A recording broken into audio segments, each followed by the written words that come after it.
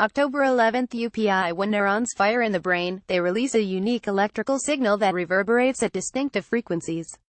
New research suggests different types of learning correspond with different brainwave frequencies. The revelation, detailed in a new paper published this week in the journal Neuron, could help doctors diagnose and treat learning disabilities and cognitive diseases. Since the 1950s, neuroscientists have understood that there are two kinds of learning in memory: explicit and implicit. According to Earl K. Miller, a professor of neuroscience at MIT, explicit learning is the type that a person is cognizant of and can describe. Examples of explicit learning would be memorizing a poem or studying for a geography test. Implicit learning is the opposite. You might call it motor skill learning or muscle memory, the kind of learning that you don't have conscious access to, like learning to ride a bike or to juggle, Miller told MIT News. By doing it, you get better and better at it, but you can't really articulate what you're learning. Often, complex tasks, such as learning to play a song on the piano, require both kinds of learning. When Miller and his colleagues studied animal learning, they found different tasks required one type of learning or the other, and each type corresponded to different signals. When required to compare and match two things, animals used explicit learning, recalling both correct and incorrect answers to improve their performance.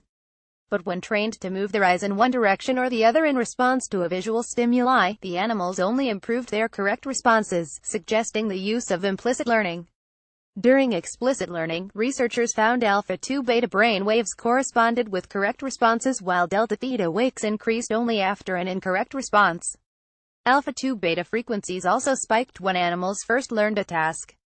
As animals repeated the task, alpha-2 beta waves tapered off. Researchers surmised that the initial spike in alpha-2 beta brain waves represents the formation of a cognitive model needed to learn and absorb the task. And then after the animal learns the task, the alpha-beta rhythms then drop off because the model is already built, Miller said. During implicit learning, correct answers corresponded with spikes in delta-theta waves. These waves also tapered off as the motor skill became ingrained. The realization that different types of learning work in unique ways could help scientists and educators improve the kinds of help offered to people as they learn new tasks, whether they have a learning disability or not. Another recent study found a region of the brain called the brain's dendrites are excited by unique brainwaves called spindles during sleep. Spindles trigger dendrites to help incorporate new memories and information into the neural infrastructure. Scientists hypothesized that the frequency of spindles could be mimicked to trigger dendrite activity in patients with memory loss. Similarly, Miller and his colleagues at MIT believe their work could lead to new treatments for Alzheimer's. In Alzheimer's, a kind of explicit fact learning disappears with dementia, and there can be a reversion to a different kind of implicit learning, said Roman F. Loonies, a graduate student in the Miller lab. Because the one learning system is down, you have to rely on another one.